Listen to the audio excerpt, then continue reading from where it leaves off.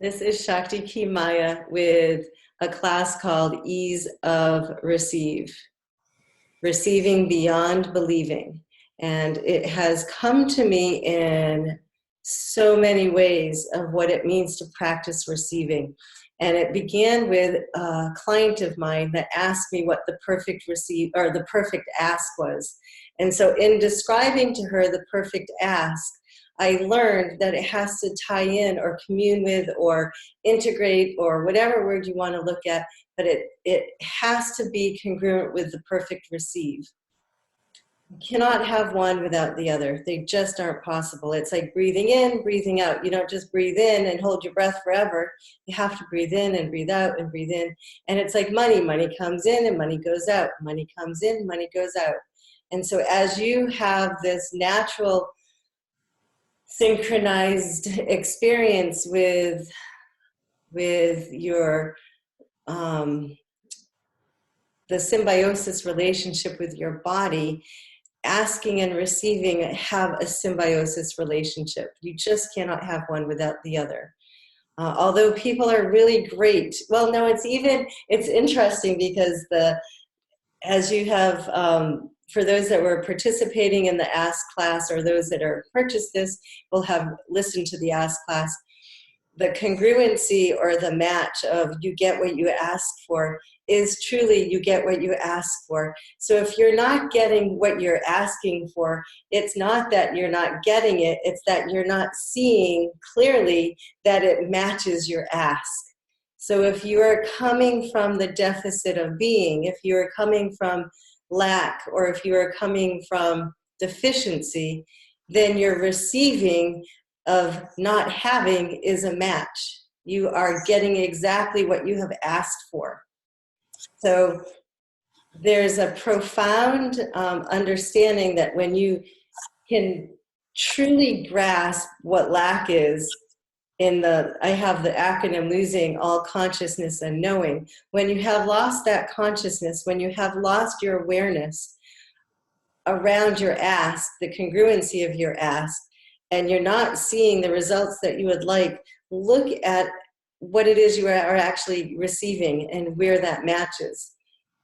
And so when it comes to receiving, there's 3 ways that you can literally set yourself up to not have. And so it's like the cup that is turned upside down, nothing can go into the cup. So there's no receptivity. So you have an upside down cup. You have a broken cup. Well, there's no container, so there's no receiving. You have a hole in the bottom of the cup. And so everything that goes in goes right out. And so the interdependency of all of the things that come together for you to be the perfect container is what's required for you to be the receiver. And it's not just like for people that just have this natural ability of receiving, they most likely have learned a familiar pattern that worked for them and they have gone with it, or they were born into it. But it's not something that just happens. There's a radical trust in allowance. There are multiple levels of things that need to be in place in order for the receiving to be in place. And so one of the things that I like to say is that when you have a receptacle, so you have an outlet that has 2 or a 3-prong whatever, and you have the cord has to go into the receptacle. And so there has to be this match where you have one functioning on the receiving and one functioning on the giving. And so it's like if you were missing these prongs and you put your hand, there's nothing for it to go in. And if these holes aren't here, then there's nothing for this to go in. So they literally have to be this marriage, so to speak, because that's what in making love with male and female parts, you put them together, there's an innie and an outie. There's an open, and you have to have them come together. And there has to be an electrical charge in order for creation to ignite. So creation ignites through all sorts of things. But all of these parts have to be in place. And so the receiving part begins with relaxing. You must be relaxed in order to have part of the receiving. You must be open in order to be receiving. And you must be, so it's like relax, open, and receive. And so of this three-part reality, am I open? Am I receiving? Am I in my aware? Like there's four questions I like to ask when I find myself unsettled. What am I perceiving? What am I knowing? What am I being? And what can I receive? At any given moment that I am stressed, that I'm not being able to be resilient in any moment, when I'm reactive, well, what am I perceiving? Well, the chair is holding me, or the ground is holding me. Like there's a welcoming awareness to where you are willing to put your attention and what you are willing to make significant and not significant. And so everywhere you are capping off any of these senses, you're closed. You're closing your awareness. You're closing your clarity. You're closing your senses, your sense pleasures. And so when you can find those breathing exercises that relax you, to take a moment, you see a red light, you stop, you take a breath. You give yourself permission to slow down. And if you can't slow down, what am I seeing? What am I perceiving? What am I knowing? You know, is it mine? Is it someone else's? Like you can go into a lot of questions. So I have a list of exercises for receiving, and that's kind of like where this call is going to go to. But before I go there, I would love to hear from all of you what it is that you do to practice relaxing and opening.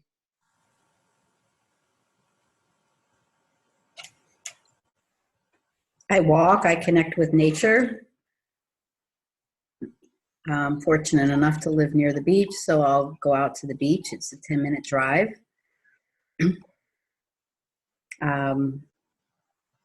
Do a little yoga breathing.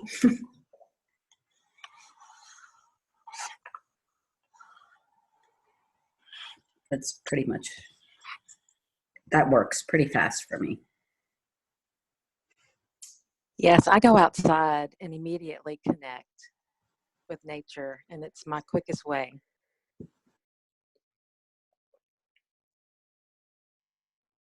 How about you, Anne? What are ways that you open and relax?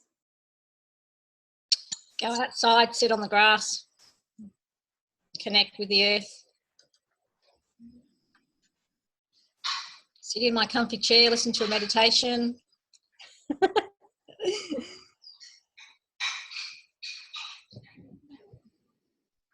Minako, how about you?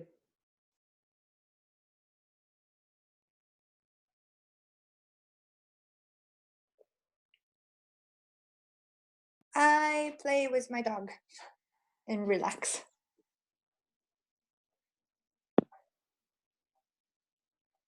And Debbie?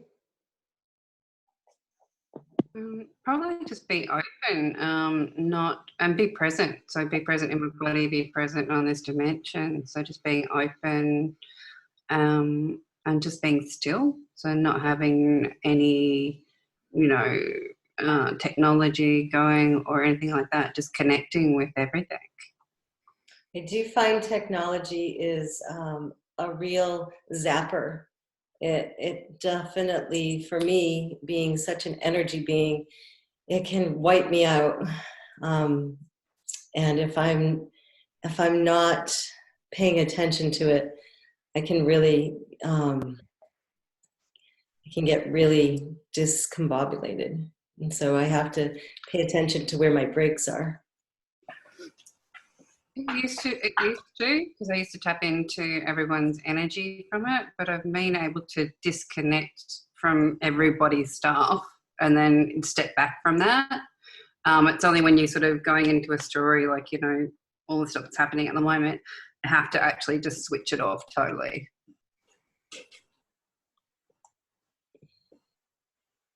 How about you, April? Well, I love spending time in nature. That's the best thing to me. Yeah. Looking and listening and yeah, just being, yeah. Birds and butterflies and plants and the earth. Yeah. It's fascinating. It might be that I've changed, or I have a busy life with kids, or just things are different in how I choose. But music for me, and sound frequencies, and water. Water is by far the quickest way for me to center myself. So taking a shower is more effective than going in nature. It used to be going and connecting with trees, and I really love I love nature. I can't rely on it if my body is not playing with me. And so there have been times where my body, where I haven't been able to walk because I've had a hurt foot or my back or whatever it is. And so rather than using the story or the excuse that I can't exercise, I know what works for me. And so listening to music, or taking a shower or taking a bath are ways for me to instantly relax. Like the water has such an amazing ability for my body to let go because it's being held by the water. Debbie said same for the shower. I get a lot of downloads in water. Marion, if you want to share, you can. I know that you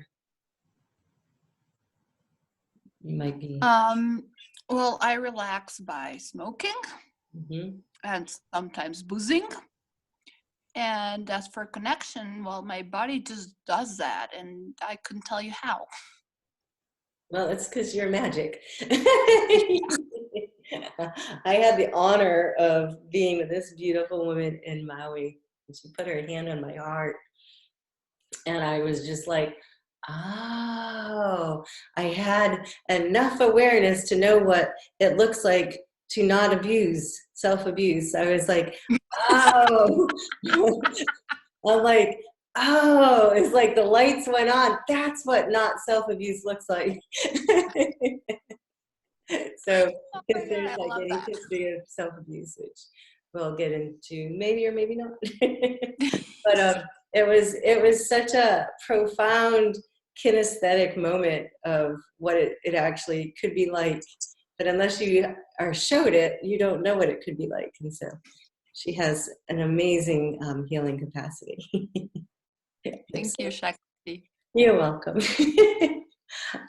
So one of there's a couple of practices I do. And so when we are looking at relaxing and opening and receiving, it comes into two categories. One would be a self-love or self-care practice, and the other is a self-forgiveness practice. And when you, like for me, I do a lot of ho'oponopono, which is the I'm sorry, please forgive me, I love you, thank you. And when you do it throughout your whole body, your body can relax at a molecular level that just saying it doesn't make the same saying it as it is saying it to your heart or to your organs or to your emotions or whatever it is you can do. I call it a love bath. And I go through all of my organs and I go through all of my outer elements and into the universal elements. And it is profound when you can see the level of peace. We're looking for inner peace. We're looking for outer peace. We're looking for the opening where the body is soft. We're not hard. We're not defensive. And so that is one exercise that I really like to do. And then the other one, I call it my ABC of self-care. And it's like, you could look at it as affirmations, but it's more like the alphabet game. And I've done this with my kids for years. And it's like, you start with the A. You can say, I am, I feel, I sense, whatever it is that makes you happy. But you say, I am awesome. I am amazing. I am accepted. I am allowing. You look for all the A words. I feel amazing. I feel awesome. I am, and then you go to the B's, and it could take you hours to do this. It's really quite profound when you allow yourself to be in the joy of being. It's kind of like doing laundry. It's a body hygiene. You're cleaning your body through your emotional, through your fields. You're going through all the fields. Energetically, you're using the words that are going to be comforting that you never hear. And it's quite powerful when you be that which you have never received. So it's like your parents most likely never said on an ongoing basis, you're amazing, you're special, you're adored, you're cherished. Like your parents most likely didn't spend time going through the alphabet, finding the words that are going to do that for you.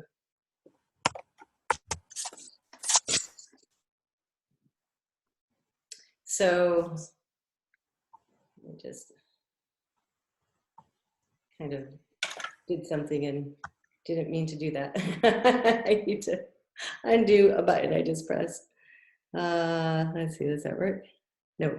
I am distracting myself really great here. I'm really proud of myself for this. Just a second. In fact, I'm gonna hit. So in these ABC self-worth thing, so you're going to go from A to Z, and you're just going to go through I am, I feel, or I sense, or I have, whatever it is. And it might take you a couple of hours. It might take you all day long.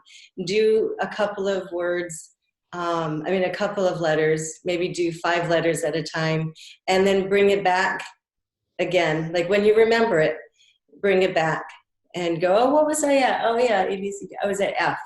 And then do 5 more letters and then let it go. And it will change your brain so that you're not focusing on all the things that spin you out. It'll keep your brain occupied just enough because you're playing a game and you're curious and what words can I find? And then you're going to be like, throughout the day, you're going to be like, oh, I didn't think about that word, like it'll just kind of feed itself and you'll have fun, and it'll kind of evolve into you beginning to start having these new thoughts about yourself. So it's a really fun practice. And then then there's a new thing that I'm going to introduce, and it's called Yesercise. And we're going to do an exercise with yes. And it's really profound. It's really, really profound. There is, I'll have to post it. Let me see if I can retrieve it. There's a, exit full screen.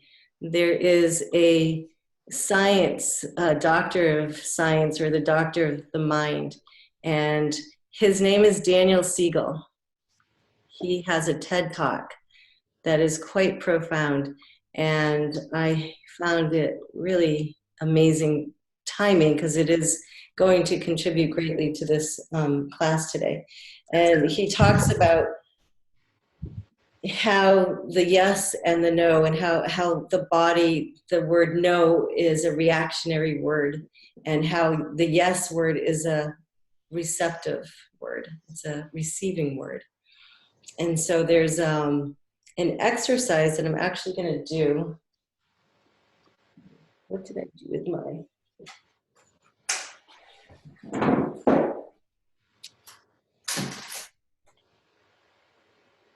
There's an exercise I'm going to do here, and I'm curious for the feedback after I do it. So I'm going to say the word no, and I want you to feel it in your body. I want you to have awareness of how you experience this in your body. And then I'm going to switch it to the word yes, and I want you to pay attention to what shifts in the body. And this is actually quite a profound exercise. So I'm just going to dive in here. So no, no, no, no, no, no, no, no, no, no, no, no, no, no, no, no, no, no. Yes. Yes. Yes. Yes. Yes. Yes. Yes. Yes. Yes. Yes. Yes. Yes.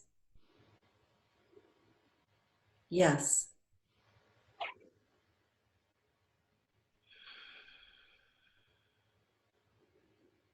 Do you notice a difference with how your body handles those two words? Absolutely. Yeah, big difference. Big difference. What are some of the sensations you have in your body with the word no? Diminishing, contraction. Yeah, same with me. Total contraction, and yes was an expansion, physically and mentally. I felt a sadness like in every cell when you first said the word no, and it kind of like my body shut down.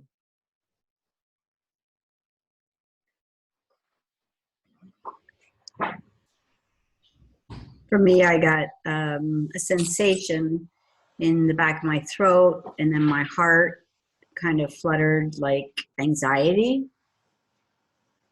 So there was this sensation through my throat and down to my heart that was like with no. And as soon as you said yes, I smiled. I felt my face relax and my shoulders drop.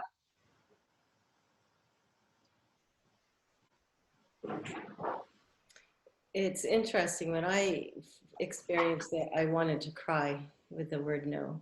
It brought so many tears inside me. I just felt that shrinking, and it was like in my esophagus, and everything just started contracting. Yeah. And then when I heard the yes, I wanted to cry because of the relief of not being told no. It brings relief. And so when we are little and we're told no all the time, we have shut ourselves off on some level for receiving, because there is so many no's that come. Well, I got something completely different. What's that? My ears stopped up when you started with the nose, and they're still stopped up. Like your body knew not to receive it? I guess it's just like when there's an air pressure change and your ears just go blip. Mm-hmm. That. Well, so there is a saturation point that happens for children. You know, you can only receive and absorb so much negativity. Mm-hmm. And the ears, the senses, the eyes, the ears, the smells, everything gets full, everything gets saturated. And so we harden, or we come to expect, and we go into a shutdown, or we've experienced disappointment or whatever it is, and we begin to live life from that platform at some point. And so that's where the closing off is. It's a protection. It's like you're so vulnerable when you're little.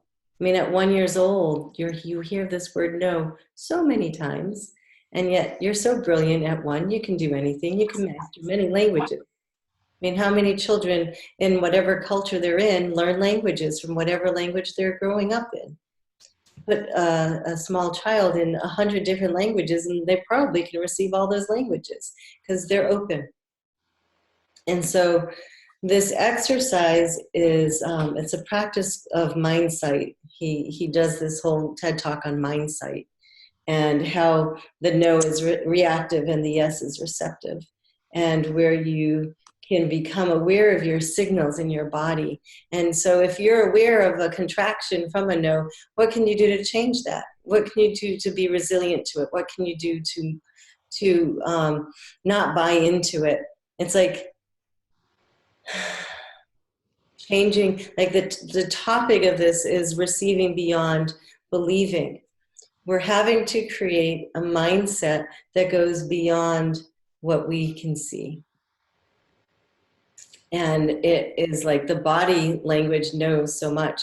So there's an actual exercise that I want to do here that I think is fascinating. So what we're doing is we're redesigning your yes neurons in your brain. And so when you're kids, so all of your no's are kind of entangled with shame, embarrassment. They're entangled with some guilt.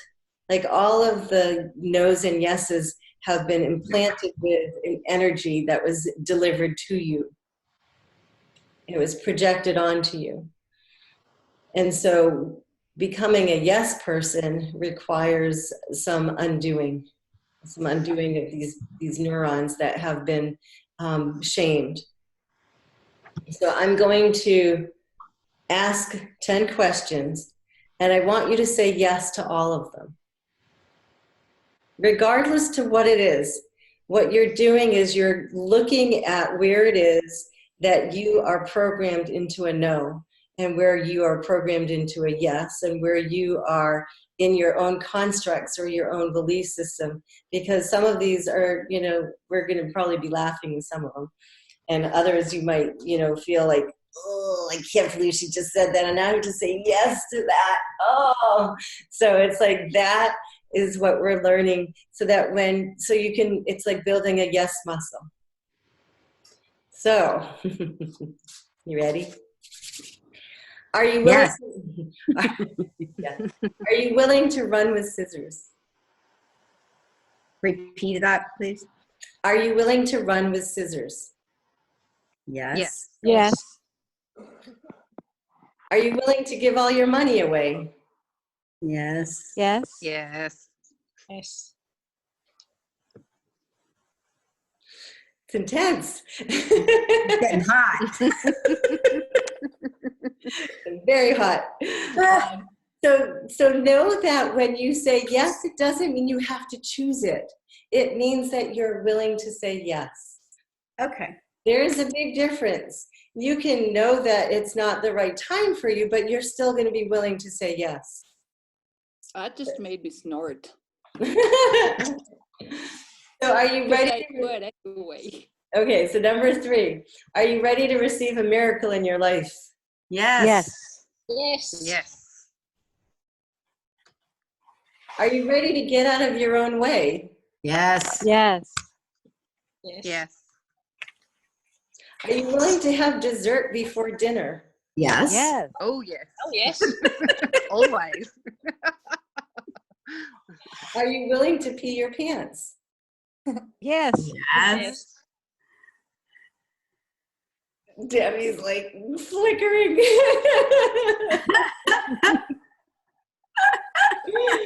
So everywhere you have a no that wants to come out is where the shame, the embarrassment, the guilt, and the projected energies of what judgments are entangled in it. So the point of this exercise is to become aware of where shame and guilt and all these unnecessary energies get mixed up in the emotions of your yes. So, So like, the only place I had that was with money. I am sure. Are you willing to go without underwear for a week? Yes. Yes. Yes. Are you willing to chew with your mouth open for an Yes. entire week? Yes. Yes. Yes. Yeah. And I love your face. Are you willing to shake hands with one homeless person a day for a week? Yes. Yes. Yes. Are you willing to say yes for the next 24 hours to every question that comes to you? Yes. Yes. Yes.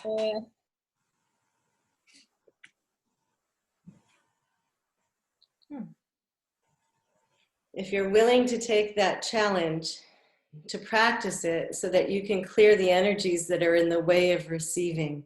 Because when you say yes and mean no, the universe, it's the stepping on the gas and stepping on the brake at the same time. It's the come and stop. You're doing two different energies at the same time. And so when you are in verbally saying yes, but literally meaning no in every language possible, then you're going to never receive what it is that you're asking for, or you're always going to receive what you're energetically asking for. And if it's an energetic no, then that's what you get. And so this is a very profound practice that's going to contribute to your awareness that if you allow yourself to be vulnerable in the embarrassment or the shame or the guilt or the uncomfortable discomfort moment by choosing yes, even though you think, what are they going to think about me? We can take it into so many areas of our life. What are they going to think about me? And so it should never be, what are they going to think about me? It should always be within yourself of what self-love and self-worth and self-care and your own self-forgiveness, and where you are willing to be the strength and stand up for you with what's right and true for you, no matter what. And so it's an eye-opener. And this man, Daniel Siegel, really, he talks about the children of today and the shut off with compassion that people have, and how people can just be on the physical only and not the emotional only, or not integrate the emotions. And he said, we teach children the 3 R's, the writing, arithmetic, and reading. And he said, what if we could teach children and adults reflection, relationships, and resilience? And he shares the importance of integrating relationships in with the resilient. There's such a gentle, kind nature of him wanting children to, he calls it brain brushing. Like you are brain hygiene. You are just like brushing your teeth. You're cleaning your brain in ways that are going to be healthy so that they function all the time. And so, he talked about how damaged the brain is for these young children because they are not being given the tools for resiliency and for relationships and for reflection. And so he shared it with adults, though, at the same time. And so this exercise, this practice of mindsight with your no and your yes, it is a visceral experience that's going to allow you to see where your reaction is versus your receptivity. And so if you truly are somebody that would like to have receiving capacities, like there is ask and receive. Like there are so many people that just want to give. They don't want to receive back. Oh, no, I can't. No, I just like to give. It doesn't work that way. You will not be happy. You will feel a lack inside. You will feel a deficit inside. You will feel like you are not fitting in or not belonging because there's not a fulfillment. And so the gratitude and the curiosity and the allowance that I talked about in the Ask class, in receiving the gratitude and the curiosity and the allowance can be played as well. And by doing these practices, at any given moment through your day, you're giving yourself a gift of relaxing, opening, and receiving. And this is not something that's culturally acceptable. And so, especially when people are so generous with giving, nobody talks about the receiving aspect. So there's not like role models out there. So well, that talks to me about the misinterpretation of contribution, of true contribution. mm-hmm. Like everybody thinks contribution is giving, when in reality it's simultaneous giving and receiving. It is.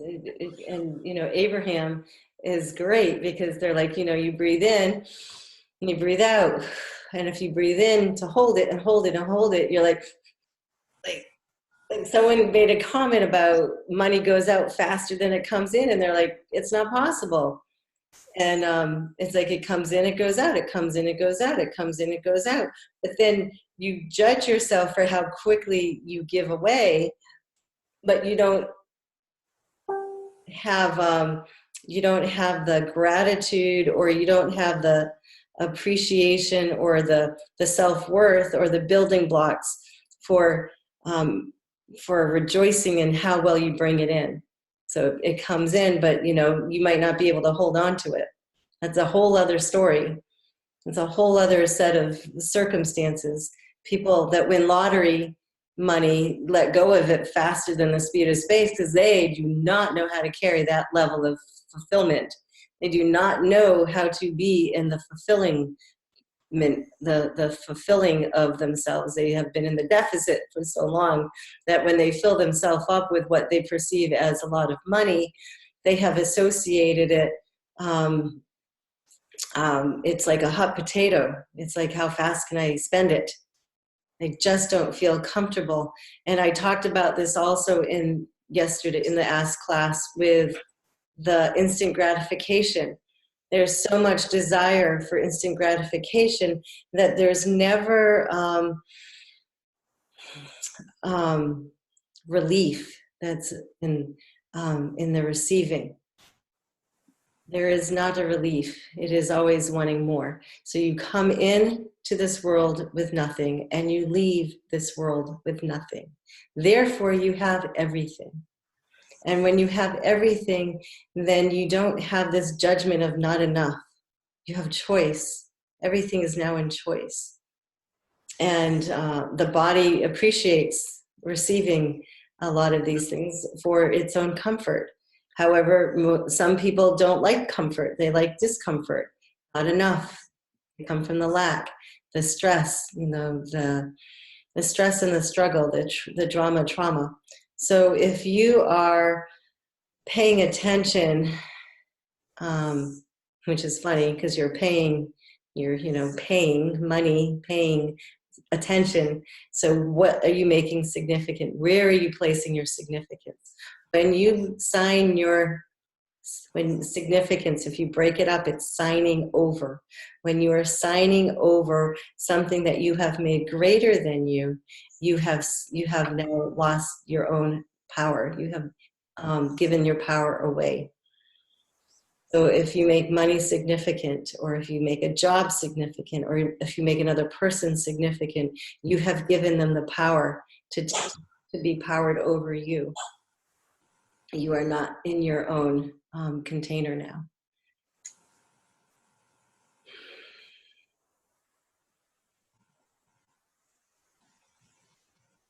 Are there any questions? A lot of insights, huh?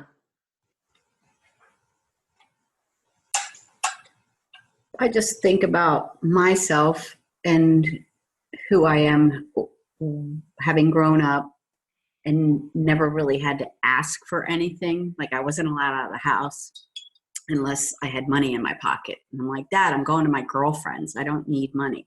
No, you have to have money. It was so hard for me to receive that. And I was known in the family as the saver. You know, I would save for going to the school fair or something, you know. And now as an adult, I mean, I guess at some point I thought I would be married and be taken care of like my dad took care of my mom. Why? I don't know, because I never accepted his money, you know, then. And then that didn't happen. And now I'm supporting myself, and I supported my children after divorce. And it's like, I'm okay with that. So am I not able to receive from others, maybe just? I don't know. It just brought that into question. Well, it's interesting because there's like so many parts, moving parts here. Like, some people in marriages feel like they have to ask permission. Like, you're going to your dad, can I have money? Can I have allowance? And so there's an uncomfortableness because there's a power over, or power and control over, when one has money, when one makes the money significant, then, and if one has not enough worth, self-worth or self-value, then you have this imbalance.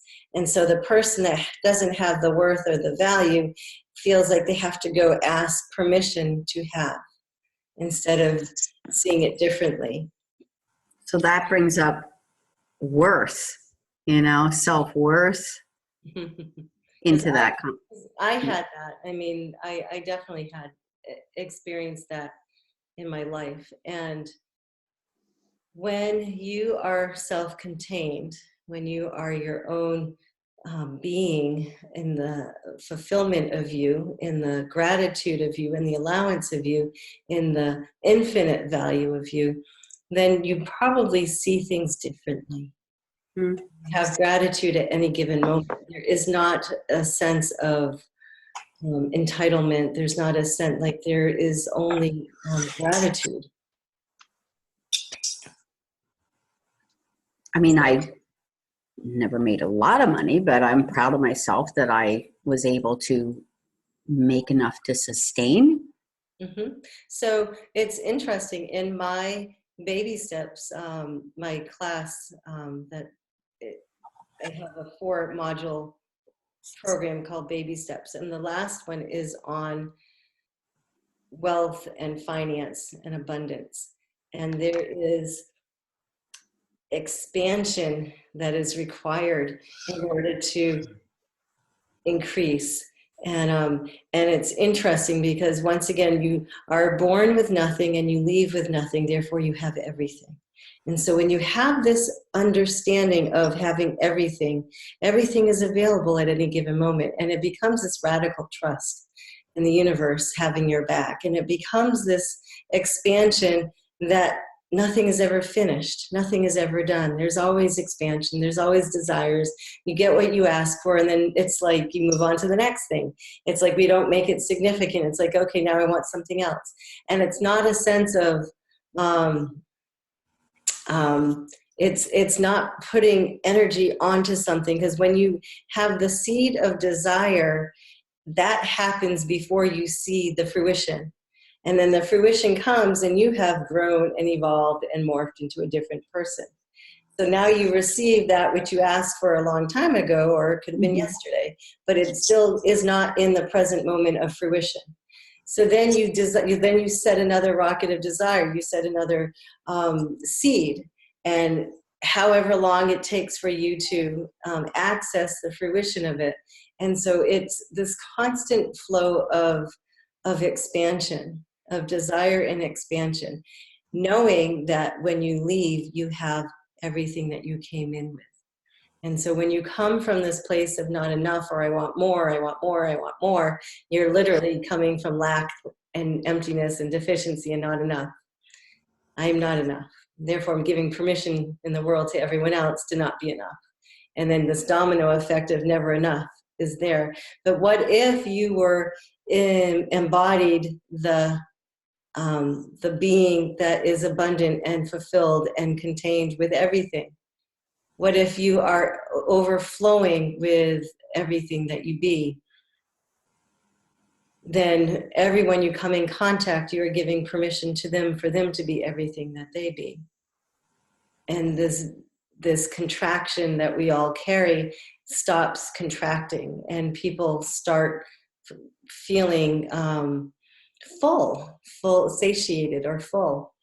You know, what would it be like to live a life of satiation? What would it be like to live a life of fullness?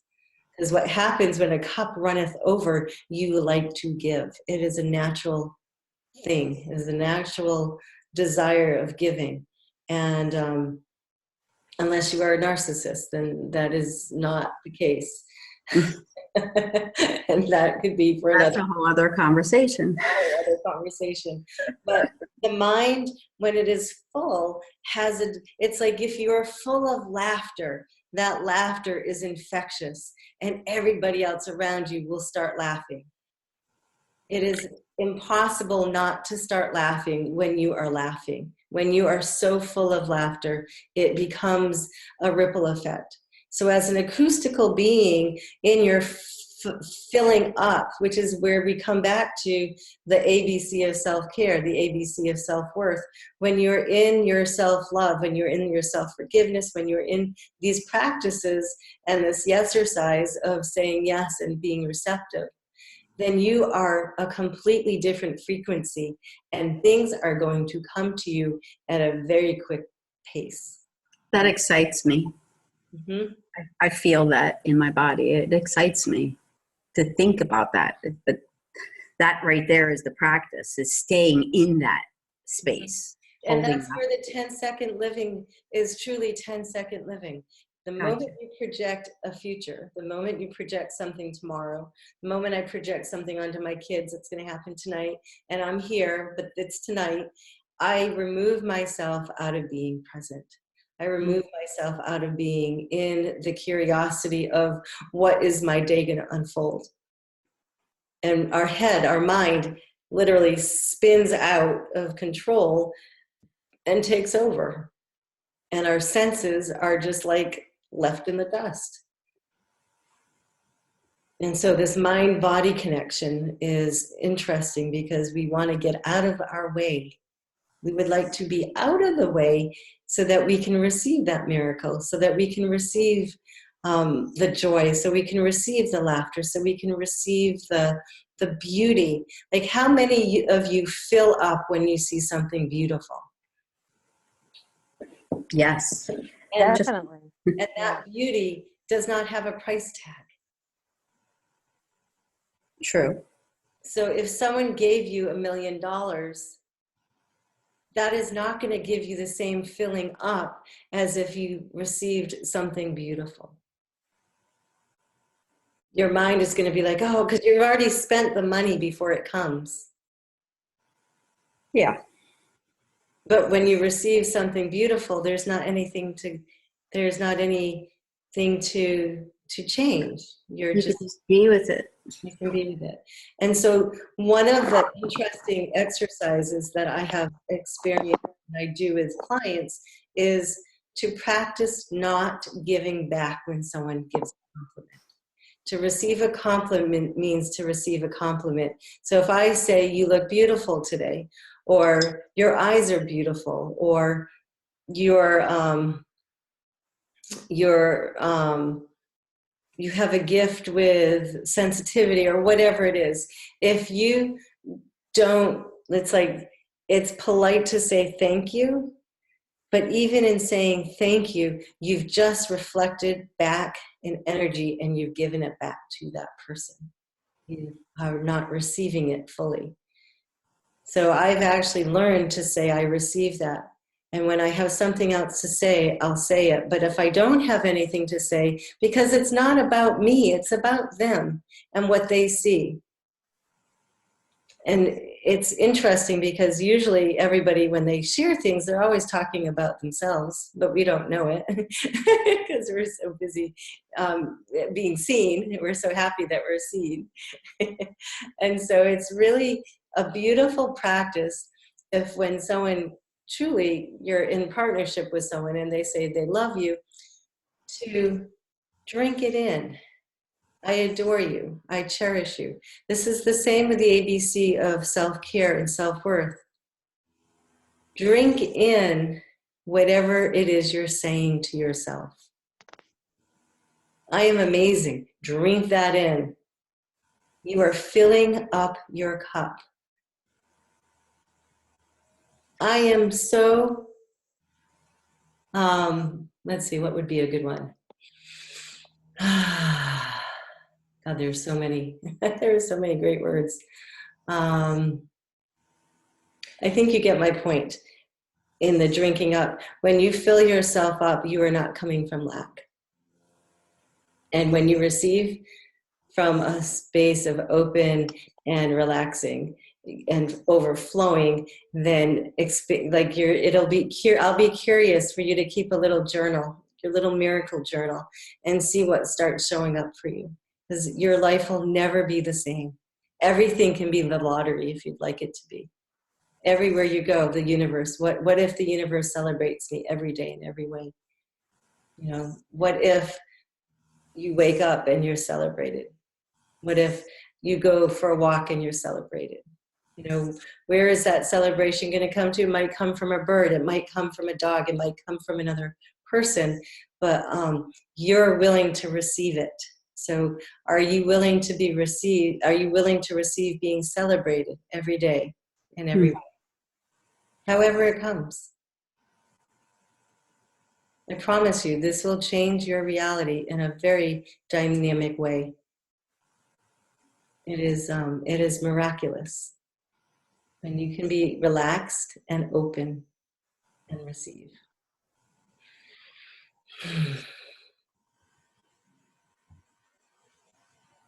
Now Daniel Siegel was using the word inspired to rewire.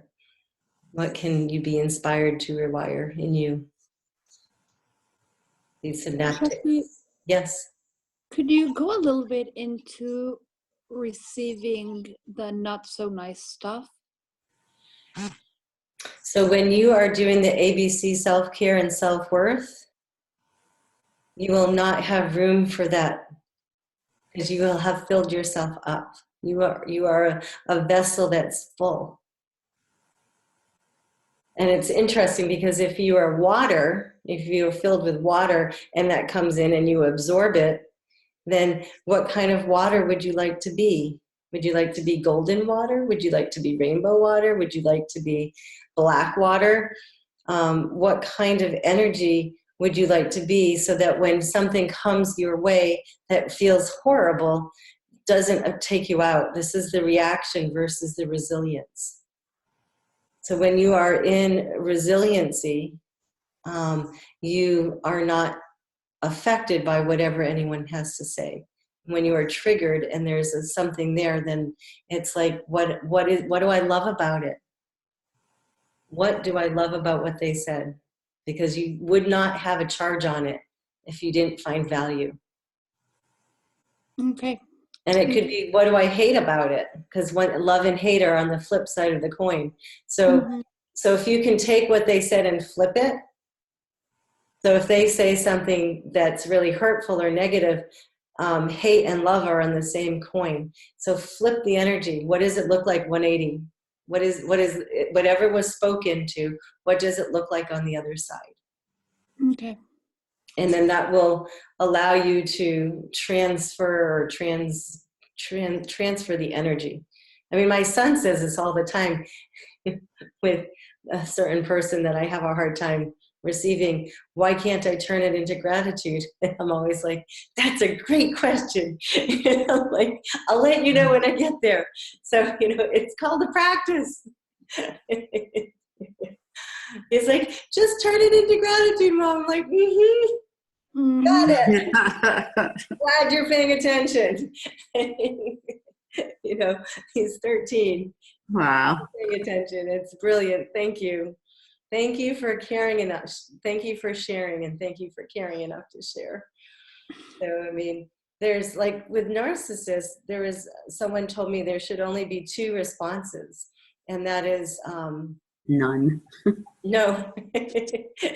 No, the response is, that doesn't work for me. Thank you, but that doesn't work for me. Thank you, but that doesn't work for me. And so what I learned about the narcissist empath relationship that I've endured for 50 plus years is the justification. The empath will always justify the behavior of the narcissist. And so there is, where can you be in the thank you that doesn't work for me? That's self-respect. That's taking care of you. So when you are in when you are in a position to receiving something that's uncomfortable, it's always, you own it. You own it. It's always about you. Because they're either saying something that triggers a lack within yourself that you don't want to own, or you are being given something that you can transform. You can alchemize it. And the alchemy is in the gratitude. It always comes back to, self-respect. Where can you turn it into self-respect and gratitude that you're not with this person anymore? Or, where can you turn this? Where can you change it? And owning it is being 100% responsible for what you create. Your reality is always your point of view, is not your point of view, your point of what you see is what you're creating. Nobody else is creating it for you, because it's always our reactions and our triggers and our choices that bring about a scenario. And at any point we had a choice. We could walk away. And I shared this in the Ask video on how we spend decades suffering. We spend decades in the suffering until we realize that we only have so many decades left and we don't want to suffer anymore. And so it's like, what's it going to take to end the suffering? Because, I only have 20 years left maybe, or you don't know when those years are going to be done. So there's a desire that overrides the suffering. You're like, I'm done. And so then you start learning about how to let go of attachments. And these attachments are where we begin to get free, when we start realizing it's okay to let go of things, let go of people, let go of items. We're no longer in the needing to have certain things. And so that changes our suffering, because it's the attachments that create a lot of suffering. And then the third type of, the third layer of this are the shift. These are shifts. The third shift is when you have enough awareness to see it coming and to stop it before entangling in it. And so it's like someone says something and you know that if you respond with this, then they're going to say that, and then you're going to say this, and they're going to say that. And you go back and forth, and all of a sudden you're both feeling horrible. And so when you have this moment where you can stop it by these simple words of, you're right, it is like that, or you're right, I'm wrong, or whatever it is. But as soon as you have the strength within you to be like, you're right, knowing that it doesn't matter, it does not matter, you are just killing the charge of this before it goes anywhere. So because you respect yourself enough, and you don't want it to go, you don't want to make a mess. And so this is cleaning up your mess before the mess gets there. And so there's this really incredible shift that can happen, that you can stop it before it comes in. And that also is a practice, and it comes with experience. It comes with a desire to not be in this strife and this struggle. It's like when But he catches me out. it stresses you out. No, he catches me out. When I go with the "you're right, I'm wrong" tool, he knows I'm lying through my teeth.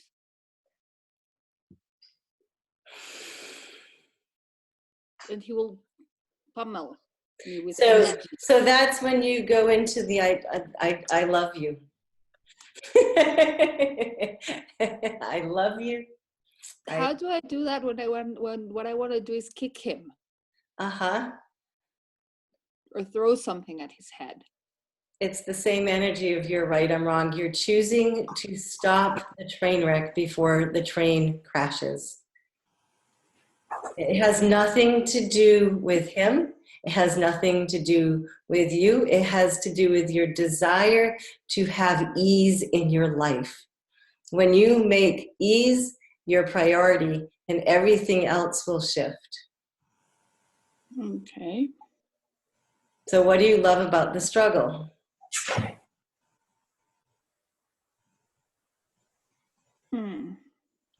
What do you love about the agony? You know, I do realize that when something keeps showing up a lot, it's because you love something about it. In this case, however, it's not really I who am creating it. Oh, really? I do realize I am the effect of him. It takes two and people. I'm allowing it. Right. I know it takes two to tango. And there is the allowing. But there comes a point when I've, interesting point of viewed myself till I'm blue in the face, and I've tried telling him, yes, you're right, I'm wrong, all the tools, and he catches me out, and he will just keep pushing until he gets that one button that I haven't worked enough on, and I will just blow the fuck up. So there is... He chases me around the house. So everything that is happening to us is a creation that we have created.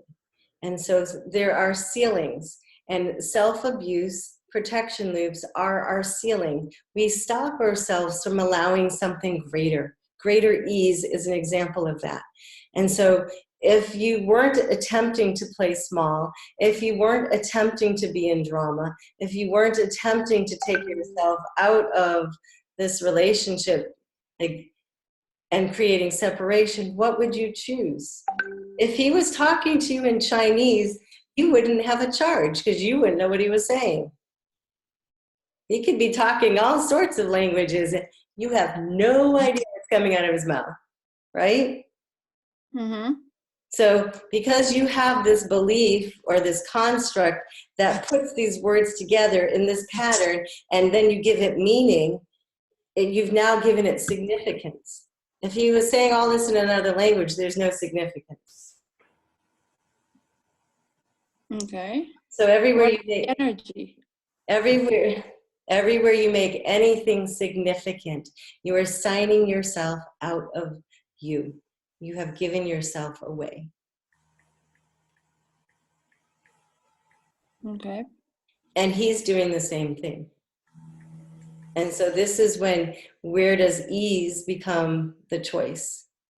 How much ease can you stand? What's funny, I mean, sometimes when I've been in fights, I'll get to the place of what's funny about this that I don't see. And I really like that question because it really changes the energy of it. I have to try that one. Because it is, and when you ask it out loud, one of you will have to giggle because it is just absurd when you realize what you're arguing about. I like that. Mm-hmm. Yeah, I'm gonna have to try it on for size. It is something I learned years ago that has saved my ass a few times. All right, I feel like this is a good place to stop unless anyone wants to share anything or ask anything. There's been a lot of insight, a lot of, I would love to believe that all of you have said yes to saying yes for the next 24 hours to anything that comes your way. That would be a really remarkable practice. And even if you did it for an hour, you know, build yourself up, build that muscle up. And it's not to be manipulated if your kids are being like, can I have the car? But then there's something to that, because there is a radical faith that the universe is going to have your back. And this is an exercise for you to really expand how much the universe has your back. It's putting the gas pedal down and not putting the brake on at the same time. It's you being in a space of knowing that the universe has your back. It is a very intense stretch for you to say yes to everything. And, you know, it's funny because I know someone that practiced this. She has her own program, and she was going to Mexico, and she was doing this. This is hilarious. She was doing this challenge for the next 24 hours, and she got to customs. Are you carrying a gun? Yes. Are you carrying drugs? Yes. Are you carrying, you know, Oh my gosh. and so they took her aside, Oh and my God. they're like going through her things, and like they're like, we're not finding any of this stuff. Why did you say yes? And she That's so bad. it was so bad. But she, you know, this was her level of willingness to practice. That's Where commitment. you get out of the shame, you get out of the embarrassment, you get out of the guilt, you get out of your way. Yeah. Nothing bad is going to happen to you if you choose to believe the universe has your back to that degree. Wow. Mm-hmm. Wow. And she survived it. You know, she has a really good story about it. Wow. She also did an amazing TED Talk about her, she had 10 5-year-olds, and she had a birthday party that she had made this elaborate cake, and she brought the cake, and the kids are all like eager to eat the cake, and they're all excited, and they're all ready to receive this cake, and she tripped, and something happened, and the cake landed on the floor. And she shares this in her TED Talk, and it's that moment of choice of what are you going to create? What will the children remember? And so she gently and lovingly and compassionately and funnily said, who would like to play piggy? And they're all like, yeah, pick me. And so they all gathered around the cake on the floor and ate off the floor. How fun. And Yeah. so it's like she changed something that could have been horrible. She could have set herself up to be angry, and she could have ruined it for everybody, and she could have blamed the kids, she could have blamed whatever. So this is a really good example of going with the flow. That's beautiful. Mm-hmm. Her name is Laura Levine, and she has the Center for Happiness, and she does a lot of happiness retreats. And I've taken one of hers before, and she is a remarkable woman. She's a French woman. So lots of good people out there creating lots of amazing pathways for you to get to these places. So thank you for coming, and thank you for taking this journey with me. It's like when you have so much information that you want to give people, like I've had this desire for bringing relief to people. I don't know where it comes from. I just know there are other possibilities. And when people buy into the contextual reality that it can only be one way, and I'm just like, no. Like, really, there are other possibilities. It can be really fun. And so thank you for, embellishing with me. Thank you. Thank you. Thank you for your time. Yes, thank you so much. Thanks for sharing, Shakti. You're welcome. Thank you, Beautiful. Shakti. And I will send you all the replay. So take care.